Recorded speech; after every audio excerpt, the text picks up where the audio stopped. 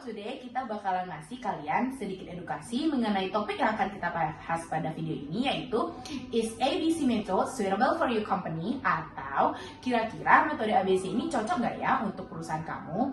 Nah, sebelum kita go to the topic, mungkin kita bakalan perkenalan diri terlebih dahulu. Kami dari kelompok 2, yaitu saya Valencia dan rekan saya Fitra. Saya Dela. Saya Diki. Selamat menyaksikan. Nah, untuk metode ABC itu sendiri adalah singkatan dari Activity Based Costing, yang mana adalah salah satu metode dalam akuntansi biaya yang membantu kita untuk menghitung dan mengalokasikan biaya tidak langsung kepada tiap produk dan jasa berdasarkan volume aktivitasnya. Nah, teman-teman pasti bertanya-tanya kan, kenapa sih metode ABC itu sendiri bisa muncul? Metode ABC itu sendiri bisa muncul karena adanya kelemahan pada metode tradisional. Di antaranya, yang pertama, metode tradisional itu hanya fokus pada biaya produksi, padahal banyak aktivitas lain yang menjadi pemicu biaya. Yang kedua, metode tradisional itu mengalokasikan overhead secara merata berdasarkan volume atau jam kerja, sehingga itu tidak mencerminkan kenyataan yang sebenarnya. Dan yang ketiga, metode tradisional itu tidak cocok untuk perusahaan yang beragam produk, karena tiap produk bisa saja menyerap overhead yang berbeda-beda. beberapa faktor lainnya yang mendorong lahirnya metode ABC, salah satunya adalah ABC membantu manajemen dalam menemukan informasi yang lebih akurat. Tidak hanya itu, metode ABC juga membantu manajemen dalam mencerminkan biaya konsumsi sumber daya dalam berbagai aktivitas. Dan yang terakhir, ABC juga membantu manajemen dalam mengambil keputusan yang lebih tepat. Dan juga ada beberapa additional faktor yang menyebabkan atau mendorong lahirnya metode ABC. Yang pertama adalah persaingan global. Karena dengan adanya metode ABC itu sendiri mampu membantu perusahaan dalam menyusun struktur biaya dan juga membantu perusahaan untuk lebih efisien.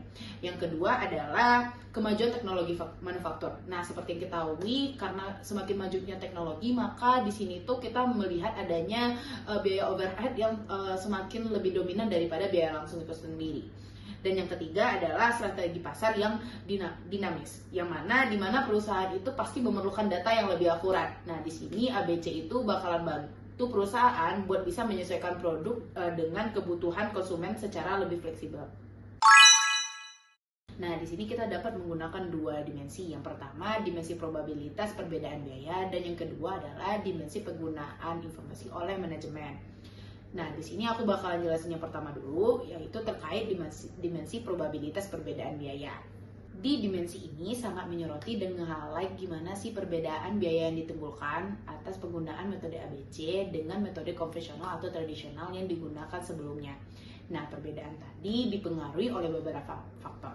Di antaranya, yang pertama, ada jumlah keanekaragaman produk yang dihasilkan oleh sebuah perusahaan. Karena semakin kompleks sebuah produk yang dihasilkan sebuah perusahaan, maka kecenderungan atau potensi perbedaan biaya yang ditimbulkan dari metode ABC itu semakin besar.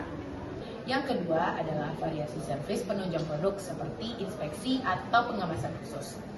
Yang ketiga, ada penggunaan proses bersama atau common and joint, yang mana melibatkan berbagai produk pada satu aktivitas. Yang keempat, ada efektivitas metode alokasi biaya saat ini. Terlebih lagi jika menggunakan metode tradisional yang mana masih berbasis rata-rata atau berbasis volume. Yang kedua, ada dimensi penggunaan informasi oleh manajemen, yang mana dimensi ini tidak hanya menuntut keakuratan angka, tetapi lebih gimana sih nantinya informasi yang biaya yang sudah kita dapatkan ini kira-kira nanti akan berfungsi nggak atau berguna untuk manajemen. Topik selanjutnya adalah pendekatan kontingensi dalam implementasi ABC. Nah, itu apa sih? Itu adalah salah satu pendekatan yang digunakan agar kita tuh tahu nih, terus kira-kira perusahaan kita tuh cocok nggak untuk pakai ABC.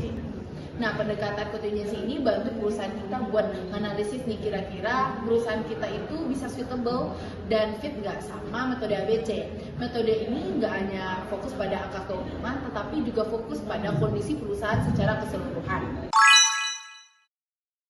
Yang pertama, ada produk diversity atau keanekaragaman produk. yang mana hal ini merujuk pada berapa sih jumlah atau varians dari sebuah perusahaan untuk menghasilkan sebuah produknya. Yang mana semakin besar jumlah atau variasi keanekaragaman produk yang dihasilkan sebuah perusahaan, maka kemungkinan hasilnya juga semakin berbeda antara metode ABC dengan metode tradisional. Nah, di bagian kedua ada support diversity atau keberagaman pendukung. Artinya bahwa ada variasi atau keberagaman di biaya overhead di setiap produk perusahaan. Bahwa setiap produk di perusahaan itu memiliki biaya overhead yang berbeda-beda tergantung dengan penggunaan dan karakteristik dari produk tersebut. Sebelum perusahaan tahu seberapa besar support diversity, ada beberapa pertanyaan yang harus dijawab perusahaan. Di antaranya, yang pertama, apakah nama departemen memiliki hubungan langsung dengan nama produk?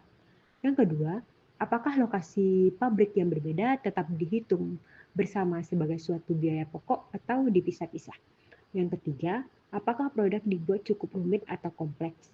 Keempat, apakah produk menggunakan saluran distribusi yang berbeda? 5. Apakah riset dan pengembangan dilakukan secara sama untuk semua produk atau masing-masing? yang ketiga ada common process. Common process itu adalah beberapa produk yang memiliki komponen dan proses produksi yang sama. Oleh karena itu, sulit untuk menelusuri biaya produksi ke produk tersebut. Dengan kasus ini, metode akuntansi biaya konvensional tidak dapat digunakan. Oleh karena itu, kita menggunakan metode ABC yang lebih efektif dan lebih akurat untuk mengalokasikan biaya ke tiap produk, walaupun produk tersebut menggunakan proses produksi yang sama.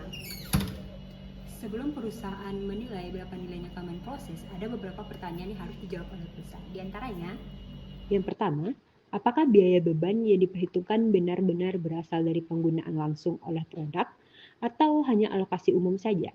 Yang kedua, apakah produk berbeda membutuhkan proses produksi yang berbeda pula? Yang ketiga, apakah pembelian bahan baku diatur berdasarkan jenis produk tertentu atau pembelian dilakukan tanpa mengaitkan ke produk? Yang keempat, apakah perusahaan menggunakan lebih dari satu saluran distribusi? 5. Apakah pengendalian kualitas atau quality control dilakukan berdasarkan produk tertentu atau tidak dibedakan? 6. Apakah bagian administrasi diorganisir berdasarkan produk atau sebagai fungsi umum untuk semua produk? 4. Period cost allocation atau alokasi biaya ke produk. Itu tuh merupakan cara membagi biaya dalam satu periode tertentu ke dalam produk berdasarkan sistem pembiayaan benar. Biaya periode bukan merupakan biaya langsung dibebankan ke produk, tapi biaya seperti biaya administrasi, biaya sewa gedung, biaya pemasaran, dan lainnya. Alokasi ke biaya ini merupakan hal yang sangat penting ke perusahaan karena perusahaan dapat menentukan seberapa besar biaya yang digunakan dalam pembuatan produk ini, sehingga perusahaan dapat menetapkan harga jual dan keputusan bisnis dalam produk ini. Bagian kelima yaitu rate growth of period cost, artinya ukuran seberapa cepat biaya tersebut bertambah. Salah satu keunggulan dari metode ABC, perusahaan dapat menilai apa saja aktivitas yang memakan biaya dan seberapa cepat aktivitas tersebut berubah dari waktu ke waktu. Baik, saya akan menjelaskan tentang bagaimana sih manajemen itu menggunakan informasi biaya untuk mengambil keputusan. Sebenarnya ada beberapa faktor yang menyebabkan atau menginginkan si manajemen ini harus menggunakan informasi biaya atau tidak. Nah, beberapa faktornya diantaranya yaitu faktor yang pertama adalah pricing freedom. Nah, yang mana ini artinya adalah suatu kebebasan atau kewenangan dari suatu perusahaan untuk menetapkan harga. Nah, jika suatu perusahaan itu adalah perusahaan monopoli, maka perusahaan itu bebas untuk menetapkan harga. Semakin banyak kebebasan dari suatu perusahaan, semakin tidak bergunalah informasi yang detail tadi atau ABC tadi. Masih biaya secara akurat agar tidak terjadi distorsi biaya. Selanjutnya itu ada faktor yang ketiga. Nah, faktor yang ketiga yaitu strategic confederation, yang mana strategi confederation ini mengacu kepada kendala seorang manajemen untuk mengambil keputusan baik secara eksplisit maupun secara implisit. Nah, manajemen mengambil keputusan itu bukan hanya sebatas memperhitungkan biaya, melainkan juga memperhitungkan strategi untuk jangka panjang.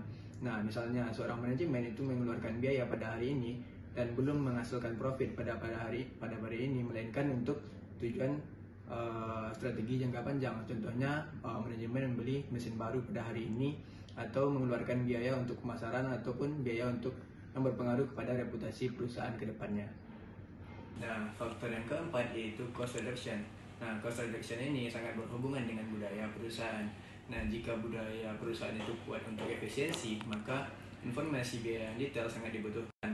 Melainkan jika budaya perusahaannya itu tidak kuat, mungkin informasi biaya tidak terlalu penting.